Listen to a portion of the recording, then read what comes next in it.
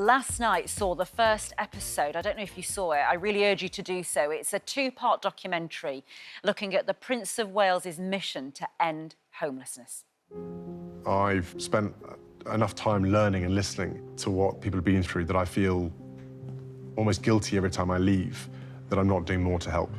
And I feel compelled to act because I don't want to just talk about it. I don't want to just listen. I actually want to see someone smile because their life has been made better.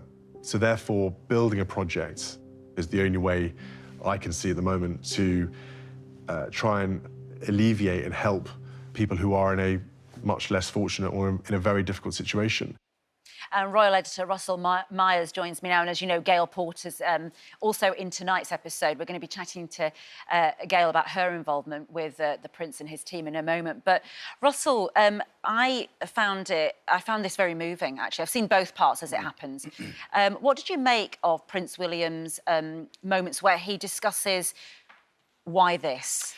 Yeah, well, I'll echo your sentiments, because if you haven't seen it, then make some time to see this, because I think you see Prince William in a totally different light. And it's very easy to criticise William or a member of the royal family. What on earth would they know about homelessness? And he addresses the criticism. And he does, and he addresses it head on, because he's saying, you know, I come from an incredibly privileged background, obviously living in palaces and castles, but what is my role? And so when he's focusing on what his duty is, we hear this word a lot with the royal family, but what is their role? And he says, you know, if I'm here to do anything, it's to try and affect change. So hats off to him. It's a hugely ambitious project set over 5 years. They're not saying they're going to end homelessness, but they're going to give it a go. And so, they really do show that. Absolutely. I mean, it's not just a...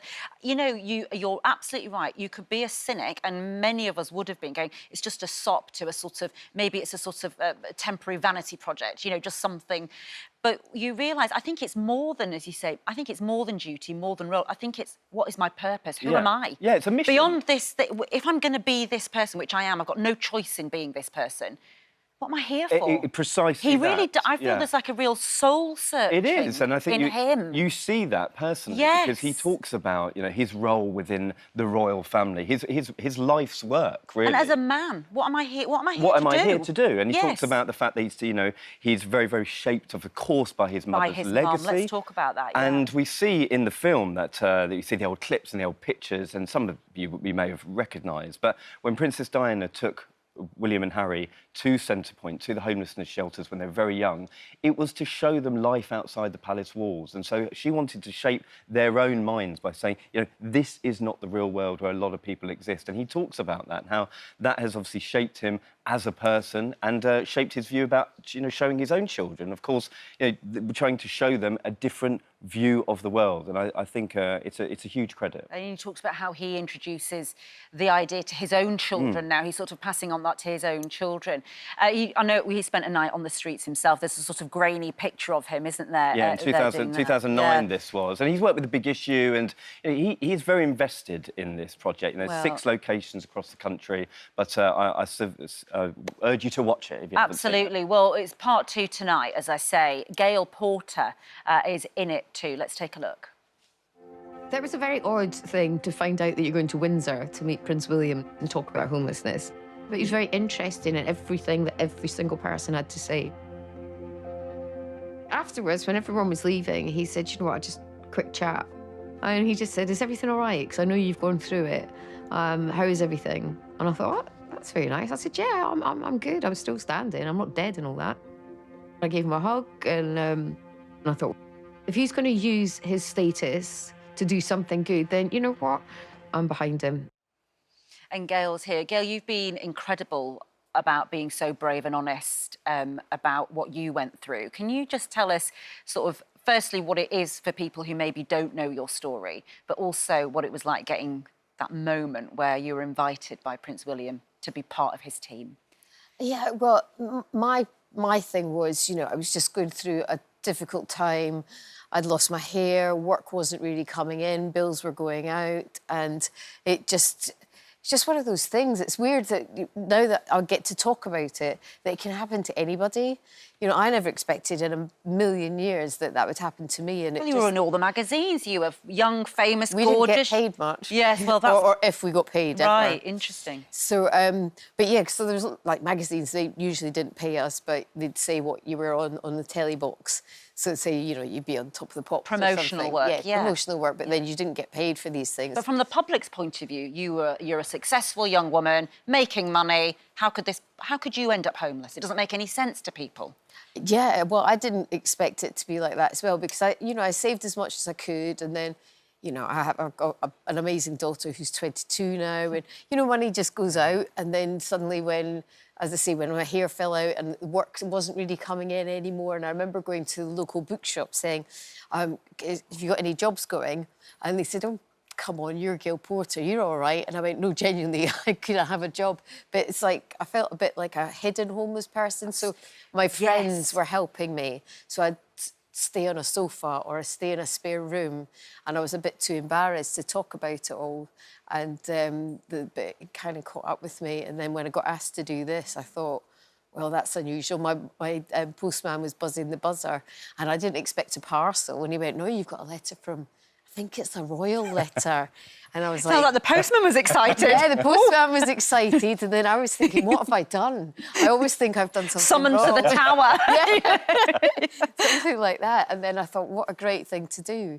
And do you know what I like about the way you speak it in tonight's part 2 of this documentary is there's an underlying tone where you sort of go, if he's going to do this, well, I am going to back him, because I feel like there's almost part... When you've been through it, you think, well, are you bound by... What is this about? What are you doing it about? But it seems like you've turned the corner and you're like, no, I see what this is about. He means it. It's business. It's real, getting stuff built.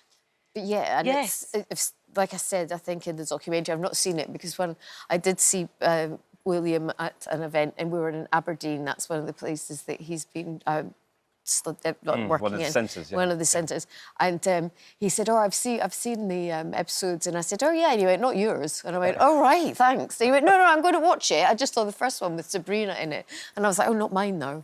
But no, it was just nice to know that he just definitely wants to get behind and help, and I just think anybody that wants to help with this campaign is just. You know, you can't say no. And you know, and there's moments in the documentary where there is a sort of robust challenge from people within the charitable sector. You know, the lovely man John Bird, who thinks set up big issue, goes, well, if you mean it, I mean, you better mean it. Absolutely. You know, he's challenged by people, isn't he, in it? And in your experience, you spend quite a lot of time with Prince William now, and this project itself. What are your hopes for it? I mean, it's described as a 5-year project to try and hopefully see if it works. What are your... Because it's been going on for about a year now. What are your feelings at this moment about this particular project? I think, you know, it's not going to end... It's not out to end it, but it's to get people to be aware of it and to make it as... you know, so it doesn't last for a long time. So if someone's homeless, they get the help that they need and we can progress, as opposed to just saying, oh, it's all going to end in 5 years, because you can't just do that in 5 years. But I just hope that people get involved and understand what goes on in other people's lives and just be aware that people are homeless or they're the hidden homeless. And you know, the hidden homeless thing is a really interesting thing, but you did also do some rough sleeping, which I didn't know, but you'd spent a couple of nights on a bench in Hampstead Park, is that Hampstead right? Heath, yeah. Hampstead Heath. It's a nice park. Yeah, it was I mean, I'm not sure. Yeah, Hampstead Heath, yeah, it's going to be nice. And are you still involved with the Homewards project, or were you involved in it for the purposes of the documentary? No, I've been involved. Well, I worked with Centrepoint for years and just helped out, and I used to go and volunteer there. And then when Homewards came around, it just seemed like a logical progression, and then having the backup that we've got is just incredible. And Russell, it's a final word. I mean, you know, you're aware, aren't you? It's a big thing to say, I'm going to try and change something that's been around for as long as we remember.